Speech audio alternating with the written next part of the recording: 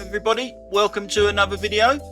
We start this one off with an Audi. Oh yes, and I know quite a few of you will be saying, well, why didn't you slow down? Well, why the hell should I? I have priority, and the only reason he beat me to the gap is because he put his foot down and was speeding.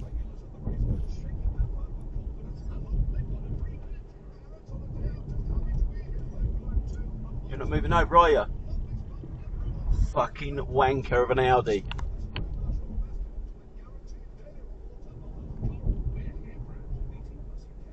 Always an Audi.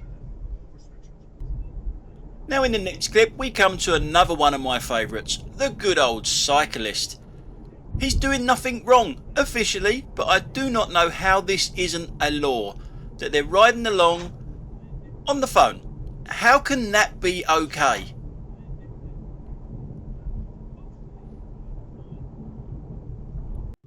Now in this next clip, I often talk about people being lazy and cutting corners. Well, look at the size of that curb there. You've got to be pretty lazy or pretty stupid to want to cut a corner with a curb that size. I guess it doesn't matter if the van's not yours though.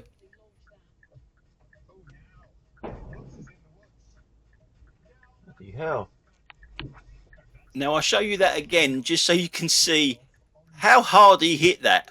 And I know it looks like the curb actually goes down on that side. It doesn't. I'll show you that from the rear camera. And I want to show you something else from the rear camera as well. This guy's reaction. Bloody hell. I had the same look on my face as well. And as we come round here, you'll see the curb is the same size. It's big, but not big enough for him to see. Now in this clip, we've got a few horses up in front.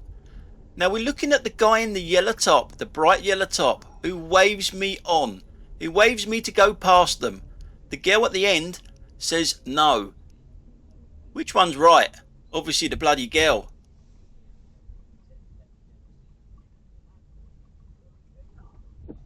Oh, look, did he? Yeah, waves me on with the car coming.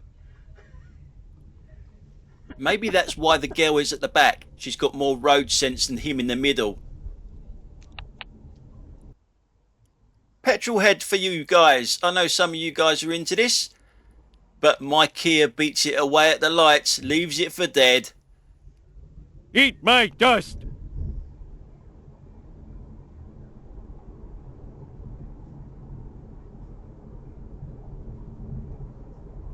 Now I could have taken it, I really could have taken it, but I wanted to let you guys see all the car, so I let it go past me. Honestly, I could have had it. Eat my dust, dust eaters. Now in this clip, we have a red light. We have a cyclist waiting. But wait!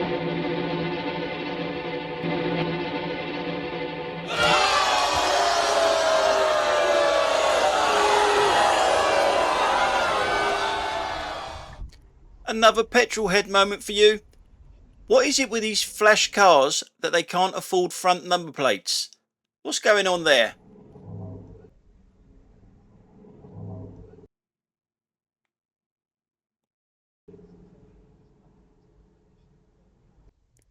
Now I know in this clip I'm going to get quite a lot of stick in the comments, and I don't care. And I did do this on purpose, okay? Because I wanted to see whether this fucking codpiece would going to walk into the side of my car. He was so fixated on his phone that you could have fucking hit him round the head with a baseball bat and he'd still be looking at his phone.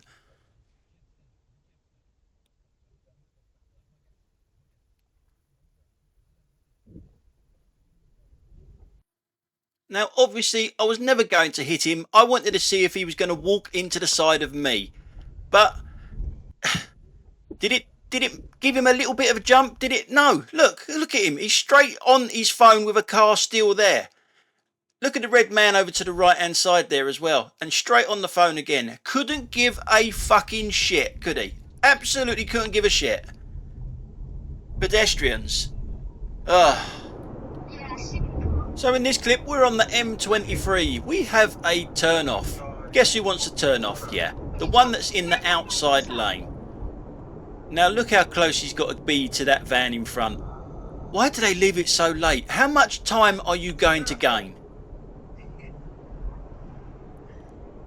Absolute twat. Now we've got another petrol head moment for you here. I couldn't quite get a good shot of it because it was a little bit too far away. Right in front you'll see that orangey looking car. I have no idea again what it is. I'm sure some of you will. I couldn't get a decent shot from the rear because of all the cars behind it neither, so that's the only shot you're getting of it. Now in this clip we're on the M23 again. It shows the importance of being in the correct lane, this clip does. We're looking at the van there in lane 2. It shouldn't be there, it's overtaking nothing and it's going too slow. Now there's a build up of traffic here in lane 2 and I don't know why the people behind him are not going out to the right hand side and overtaking him. So they're lane hogging as well. Because of him they're lane hogging, but you know, they can move out. I don't know why they don't. So I'm not going to reduce my speed to go round this white car and overtake on the right hand side. I've made the decision to undertake it, to overtake on the left hand side, which you're not supposed to do, by the way. I do not recommend doing this. Now as these cars in lane 2 are not overtaking him, they get tarred with the same brush as him. They are lane hoggers. So I'm going to undertake this black car now. The van has actually touched his brakes a couple of times. I do not know why. And I do not recommend undertaking like this. You're not supposed to undertake. But this from the rear now shows what one vehicle doing this causes. Look at all the traffic behind him. Look at, from me to the van now, how it's opened up. Because we've got rid of the lane hogger because we've gone past him.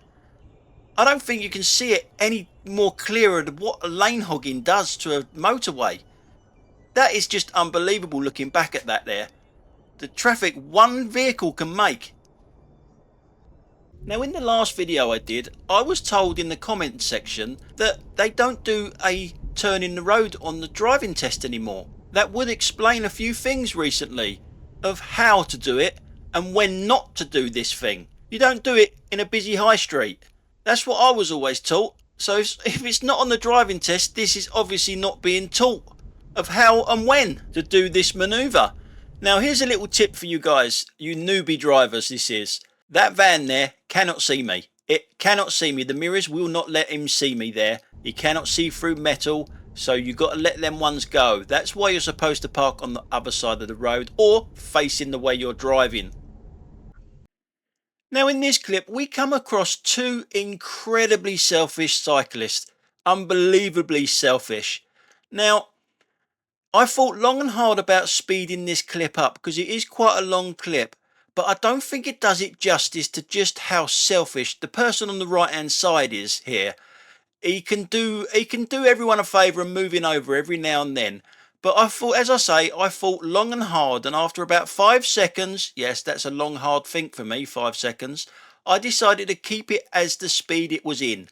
I'm going to play some music and we're going to go through the highway code. That cyclists only seem to see one bit of the highway code here. They are allowed to ride two abreast, as you'll see here in rule number 66.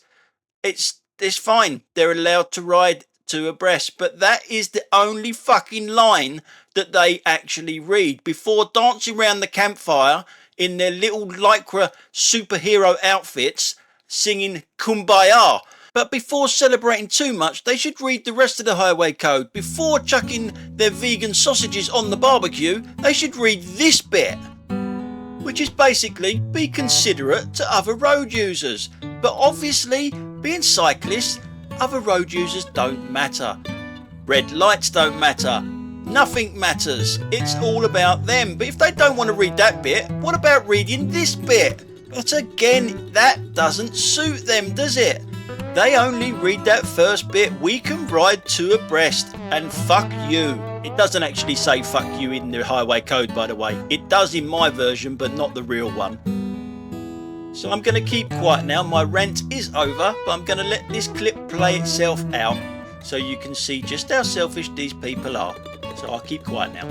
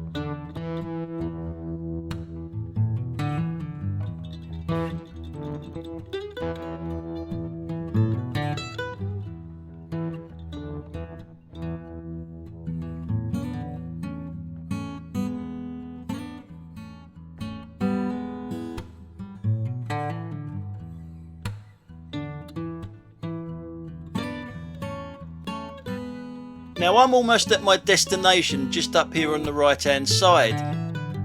Now what I forgot to say is, remember you are supposed to give them 1.5 meters, which is why I have not overtaken them. Maybe there should be something else in the highway code saying if they're going to ride this selfish, then they're forfeit their 1.5 meters and you should be able to overtake them. I can't see that happening somehow.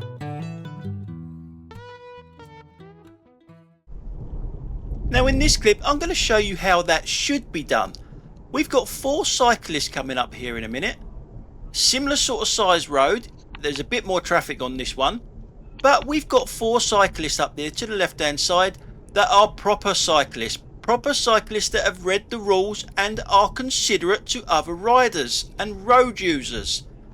I can move right the way over to the other side of the road, give them the 1.5 meters that they need, and I can carry on. And I'm not in their way and they're not in mine. Perfect. And we come to another good cyclist. Look at that. You don't have to be dressed like a superhero to be a good cyclist. He's just wearing a pair of jeans and a sweatshirt. But he is a considerate cyclist. He might be a terrible cyclist, but he's definitely considerate. Because we go through these traffic lights here. And he moves over to the left, giving us more space to get past him. It's just considerate riding, unlike the 2 in the first clip, the 2 Ruperts. I bet their name was Rupert. I bet one of them was Rupert. Okay, we're back on the cars now. You see where that car's turning right? There was only just the 2 signs that said that you shouldn't be doing it. Now in this next clip, you'll hear my seatbelt warning going off. It's a problem with this Kia, I'm afraid. Anyone gets out of my car and they take their seatbelt off too early, that goes off. They're already in their house and yet the seatbelt warning is still going. And that there is a red light. You've just come out of a side road and just gone straight through a red light.